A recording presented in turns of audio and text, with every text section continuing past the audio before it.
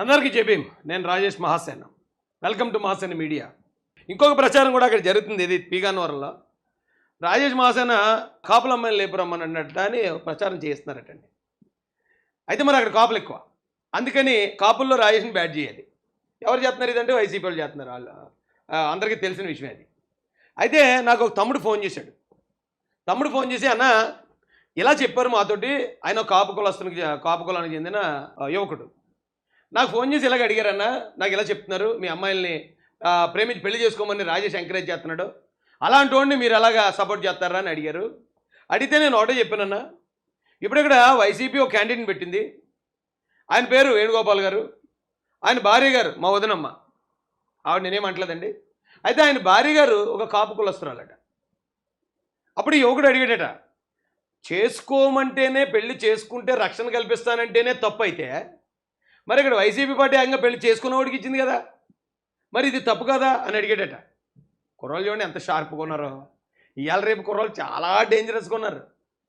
మరి ఒకవేళ మాట అన్నాడని అతను మేము వ్యతిరేకించాల్సి వస్తే మరి ఏకంగా ఇక్కడ పెళ్లి చేసుకుని ఉన్నాడు కదా, మరి ఇతను మేమేం చేయాలా?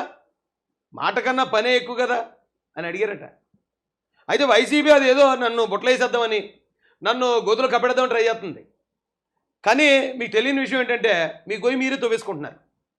రాజేష్ మహాసేన అనే ఒక సామాన్యుడి మీద మీరు ఏ గొయ్యి తీసినా గొంతులు మీరే కప్పడిపోతారు.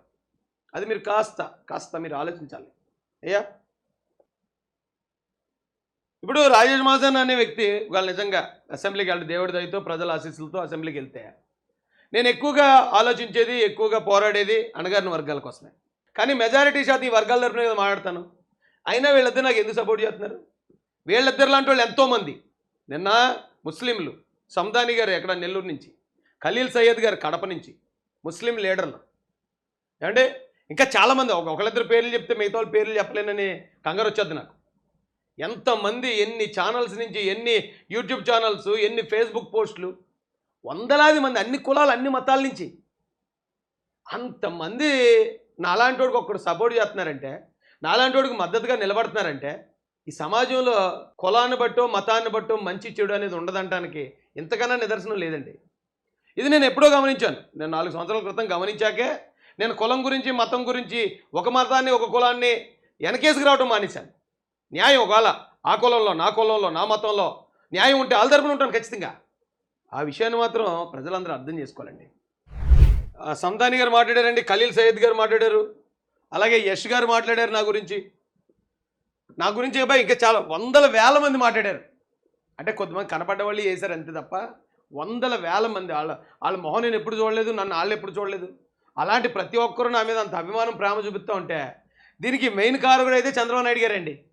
చంద్రబాబు నాయుడు గారు ఇంత పెద్ద కుటుంబాన్ని నాకు అండగా నిలబడి ఇంత పెద్ద సమూహాన్ని నాకు అందించారు ఆయన. ఇక నా మహాసైన్యం గురించి చెప్పక్కర్లే.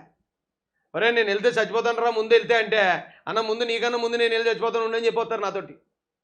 ఇంకొకటి కొంతమంది అంటున్నారండి, రాయేష్ నువ్వు భయపడి వెనకడుగు వేస్తున్నావు ఏంటి, నువ్వు ధైర్యంగా ఉండాలి కానీ, యువర్ ఏ బ్రేవ్ మ్యాన్, నువ్వు భయపడుకో, నువ్వు ముందడిగే అన్నారు. అలా భయానికి నిజంగానే మహేష్ బాబు గారిలో నాకు కూడా మీనింగే తెలియదండి. భయానికి నాకు మీనింగే తెలీదు. మీకు దానికి ఉదాహరణ చెబుతాను రండి. 200 మంది ఒకేసారి వైసీపీ వాళ్ళు నా కారును చుట్టుముట్టి నేను దొరికితే ఒక్కొక్కడు ఒకటి చెయ్యి, ఒకటి కాలు, ఒకటి అది పాటలని పట్టిపోతారు. అలా ఉన్నారు, గంజాయి కొట్టేసి ఉన్నారు అందరని. నేను ఒక్కడిని కారులో కూర్చుని ఉన్నాను, నా చుట్టూ తమ్ముళ్ళు ఉన్నారు. అక్కడ దాకా వస్తే వాళ్ళు చేస్తారనుకోండి, కానీ అక్కడ ఏమైనా జరగచ్చు. అలాంటి పరిస్థితుల్లోనే ఈ చుట్టూర జనం కొడేస్తున్నారు, రాళ్ళు ఇచ్చుకుని. ఇదిగో నేను కూర్చున్న విధానం అదిగో, అది ఎవరో క్యాచ్ చేశారు. మరి ఏ వీడియోగ్రాఫర్ తీసాడో నాకు తెలియదు కానీ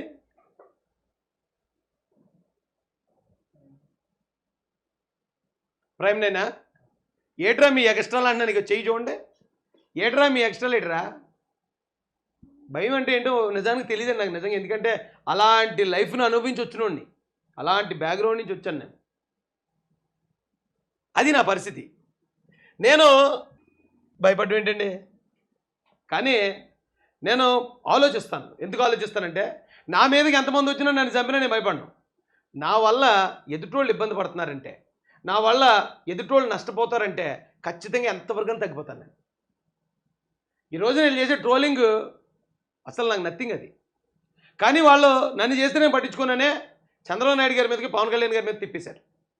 దానికి కూడా మతం రంగు పులివేశారు, మతాన్ని రెచ్చగొట్టేస్తున్నారు. ఈ సమయంలో నేను నిజంగా ఇప్పుడు కొంతమంది ఒకళ్ళిద్దరి దగ్గర విన్నాను, సింపతి కోసం మాట్లాడేటేమో రాయేష్ అన్నారు. ఒకవేళ నిజంగా నేను పార్టీ ఏమైనా నాకు అనవసరం, ఎవరు ఏం చేసినా ఏ అల్లర్లు చేసినా నాకు అనవసరం, నాకు టికెట్ ఇచ్చారు నేను పోటీ చేస్తాను, నన్ను కానీ తీసేస్తారా అని నేను ముందుకెళ్ళాను అనుకోండి, అది స్వార్థం అవుతుంది. నా ఒక్కడి కోసం, నా ఒక్కడి ఎమ్మెల్యే పదవి కోసం పార్టీని బదనాం చేసినా పర్లేదు అనుకునే అంత భ్రష్టుని కాదు నేను. ఎమ్మెల్యే టికెట్ ఇవ్వకపోతే ఏడ్ చేయటం, పెడబొబ్బలు పెట్టేయటం, ధర్నాలు చేసేయటం, రాస్తారోకాలు చేసేయటం, అలాంటి పదవీకాంక్ష ఉన్నవాడిని కూడా కాదు నేను. మాకు అంత పెద్ద పదవి, ఆ పెదవకు తగ్గ స్థాయి నాకు ఉందని ఇప్పటికీ నేను భావించను. కాబట్టే నా గురించి పెద్దలు అవమానపడుతున్నారు కాబట్టి తగ్గుతాను నేను. నా గురించే నాకు అవమానాలా, నాకు అటాక్లా, నాకు తెలియనియా ఏం కాదు, అన్ని పేజ్ చేయగలను నేనైతే. డైరెక్ట్గా జగన్ రెడ్డి లాంటి 100 మందిని ముందుంటే 100 మందిని ఎదిరించి మాట్లాడగలను నేను. ఎందుకంటే ధైర్యం అనేది కులాన్ని బట్టో, డబ్బును బట్టో, మనం ఉండే ప్రాంతాన్ని బట్టో రాదు, ఇది బ్లడ్ని బట్టి వస్తుంది. ఒక డైలాగ్ చెప్తాను, ప్లేస్ మారితే తినే ఫుడ్ మారుతుంది, పడుకునే బెడ్ మారుతుంది, కానీ బ్లడ్ ఎలా మారుతుంది రా బ్లడీ ఫుల్, జై బాలయ్య కదా, అది బ్లడ్లో ఉంటుంది అది. కాబట్టి జగన్ రెడ్డి లాంటి వాళ్ళు 100 మంది ఎదురుగా నిలబడితే ఇలాగే కాలు రగరేసి, ఇలాగే మీసం వెళ్ళేసి, షర్ట్ ఇలా పైకెత్తినే మాట్లాడగలను. అంత ధైర్యం ఇచ్చాడు దేవుడు నాకు. అంటే నేను పడ్డ కష్టాలు అలాంటి కష్టాల నుంచి, అలాంటి ప్రమాదాల నుంచి వచ్చినోండి నేను. అందరికీ ఉంటుంది ఆ ధైర్యం, కాకపోతే కొంతమందికి ఆ పరిస్థితులు రాక ధైర్యం బయటపడదు.